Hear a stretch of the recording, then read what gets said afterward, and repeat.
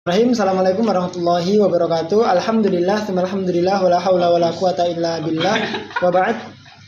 Insya Allah pada kesempatan kali ini kita akan membahas topik yang sangat krusial dalam dunia pendidikan, yaitu tentang subjek dan objek evaluasi pendidikan agama Islam. Seperti yang terlihat di layar, teman-teman, slide pertama ini merupakan gerbang awal untuk nantinya kita memahami bagaimana sistem evaluasi dalam PAI itu dijalankan secara sistematis dan komprehensif. Maka fokus utama kita dalam membedakan dua komponen vital dalam pembahasan ini. Yang pertama itu ada subjek evaluasi atau subjek evaluasi, yang mana mereka yang memiliki wewenang atau tanggung jawab untuk melakukan penilaian. Kemudian ada objek evaluasi. Jadi aspek apa aja, ya baik dari sisi kognitif, afektif, maupun psikomotoriknya. Yang mana ini menjadi sasaran penilaian dalam pendidikan, seperti itu.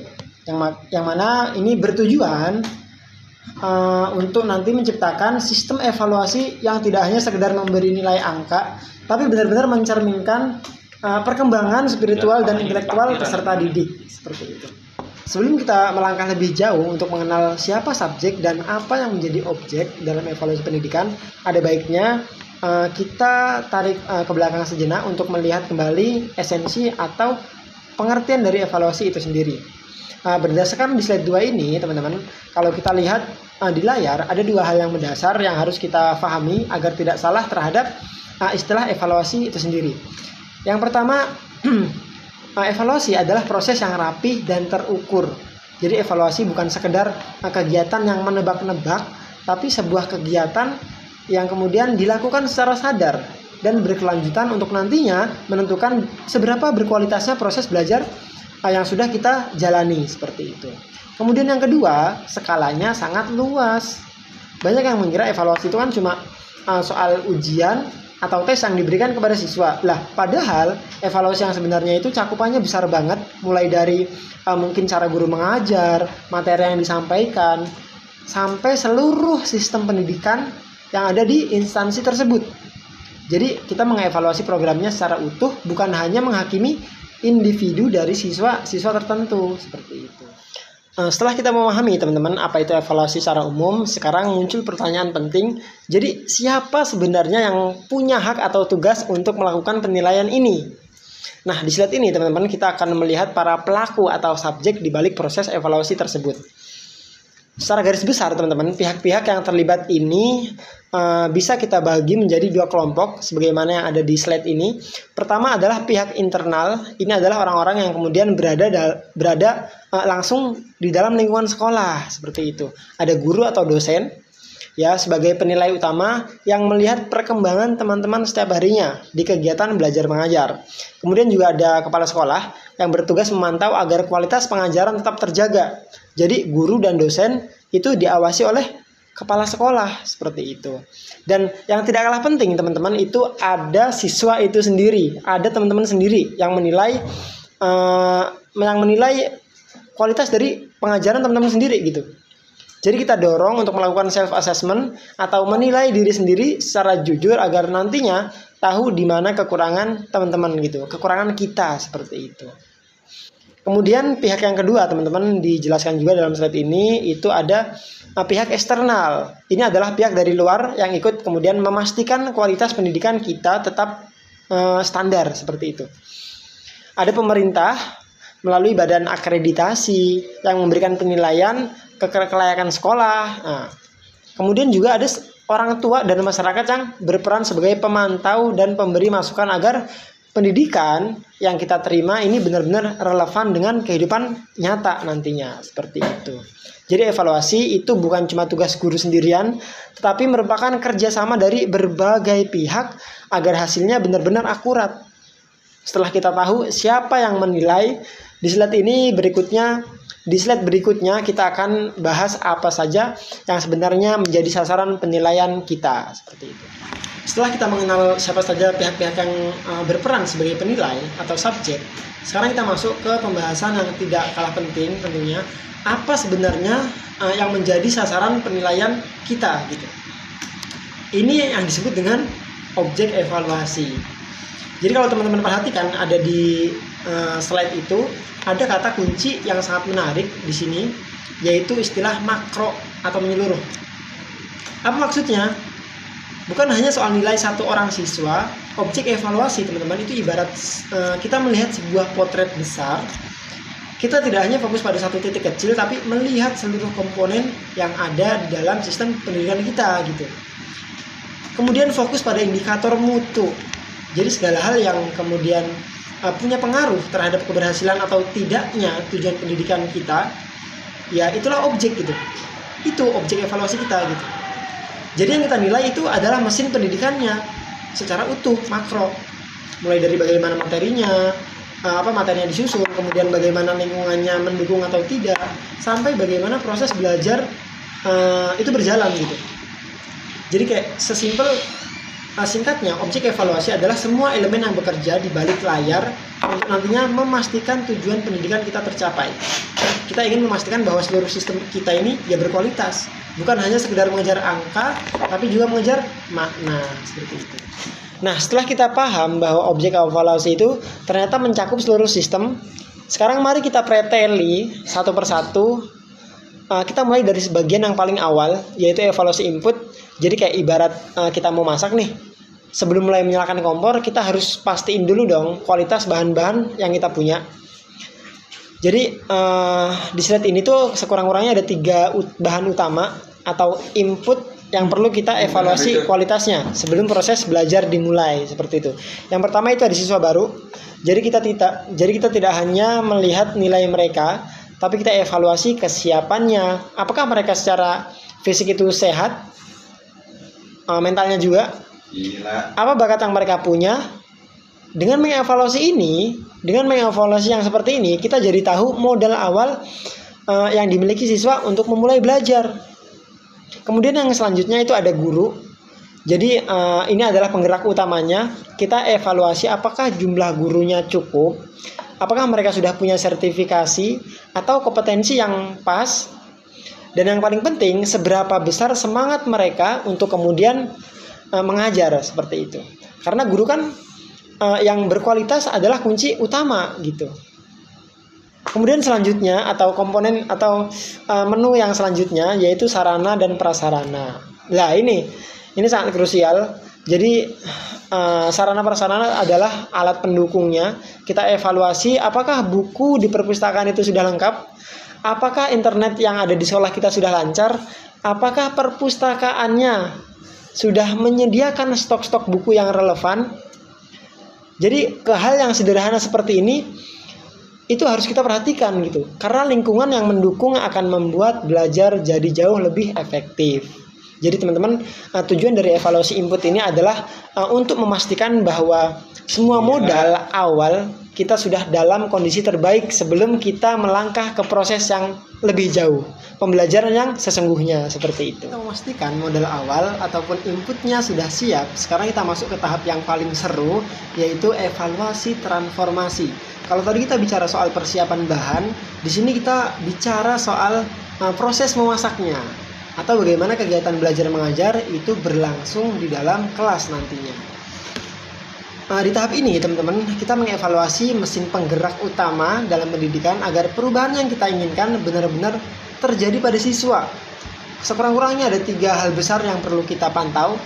Yang pertama itu ada sebagaimana di slide ya, ada aktivitas guru. Jadi di sini kita tidak lagi melihat ijazah atau sertifikatnya, tapi melihat bagaimana cara guru itu mengajar, seperti itu. Apakah kemudian metodenya asik dan tidak membosankan? Apakah guru bisa mengelola waktu dengan baik sehingga materi tersampaikan semua? Kita ingin pastikan guru bukan hanya sekedar bicara, tapi benar-benar mentransfer ilmu dan juga menginspirasi, seperti itu. Kemudian juga ada media pembelajaran. Jadi kita evaluasi seberapa canggih dan efektif alat bantu yang kita gunakan, seperti itu. Apakah kemudian penggunaan proyektor, aplikasi pengajaran, aplikasi belajar, atau media digital yang lain itu benar-benar membantu siswa paham atau justru malah membingungkan. Maka media ini harus jadi jembatan dan bukan penghalang, seperti itu. Kemudian selanjutnya sebagaimana di slide itu ada kurikulum. Jadi kita lihat kembali rencana belajarnya. Apakah kemudian bahasa yang digunakan dalam modul sudah sesuai dengan usia siswa? apakah kemudian urutan materi yang sudah pas? Jadi evaluasi ini penting agar kurikulum yang kita jalankan benar-benar bisa diterima dengan baik oleh siswa tanpa merasa terbebani, seperti itu. Maka teman-teman, evaluasi transformasi ini tujuannya adalah memastikan bahwa proses perubahan dari siswa yang belum tahu menjadi tahu, dan yang belum paham menjadi paham itu benar-benar berjalan dengan lancar dan berkualitas, seperti itu. Maka ini menjadi tolak ukur kualitas dari kegiatan belajar mengajar. Setelah kita memahami bahwa output adalah hasil akhir, mari kita bedah lebih mendalam lagi mengenai 3 sasaran utama yang menjadi tolak ukur keberhasilan belajar siswa kita. Jadi sekurang-kurangnya sebagaimana yang ada di slide, itu yang pertama ada sasaran kognitif. Jadi pertama kita fokus pada aspek intelektual dulu. Jadi di sini kita melakukan penilaian terhadap pengetahuan dan pemahaman siswa. Hasilnya bisa kita lihat secara nyata melalui mungkin hasil ujian atau nilai rapor, dan mungkin kayak semacam tes akademik lainnya yang telah mereka lalui selama 1 semester misalkan. Kemudian juga ada sasaran afektif. Yang kedua ini jadi menjadi ciri khas pendidik PAI seperti itu, yang mana merubah perilaku mereka. Kita memantau perubahan sikap dan perilaku siswa dalam kesehariannya. Apakah ilmu yang mereka kemudian dapatkan sudah berwujud dalam bentuk sopan santun kah, kejujuran kah, kemandirian kah, dan mungkin kedisiplinan kah saat mereka berinteraksi di sekolah maupun di luar sekolah. Kemudian yang ketiga ada sasaran psikomotorik. Jadi yang terakhir ini kita menilai sisi kecakapan atau kemampuan praktik dan keterampilan siswa, seperti itu. Jadi kita ingin melihat sejauh mana mereka bisa menerapkan ilmu yang sudah kita berikan saat di kelas. Misalkan lancar dalam berpidato, memiliki mungkin ketangkasan seperti mahir olahraga, atau penggunaan teknologi seperti keterampilan coding, dan bagaimana mereka menunjukkan kreativitas dalam berkarya, seperti itu. Maka dengan mengevaluasi ketiga sasaran ini, teman-teman, kita tidak hanya melahirkan lulusan yang pintar secara otak, tapi juga memiliki karakter yang kuat dan keterampilan yang siap dipakai tentunya, seperti itu.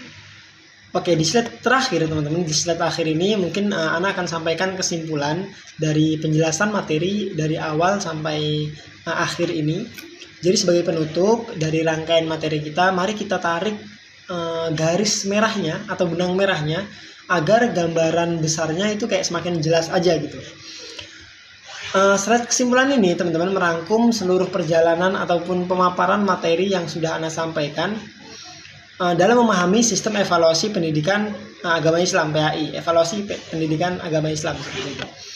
Sekurang-kurangnya teman-teman ada 3 poin, utama yang perlu kita ingat dari seluruh materi yang sudah Ana sampaikan. Yang pertama, objek dan subjek. Jadi kita sudah sepakat bahwa evaluasi adalah sinergi. Subjek adalah mereka yang menilai seperti guru, sekolah, pemerintah. Sedangkan objek adalah bidang atau sistem yang kita nilai.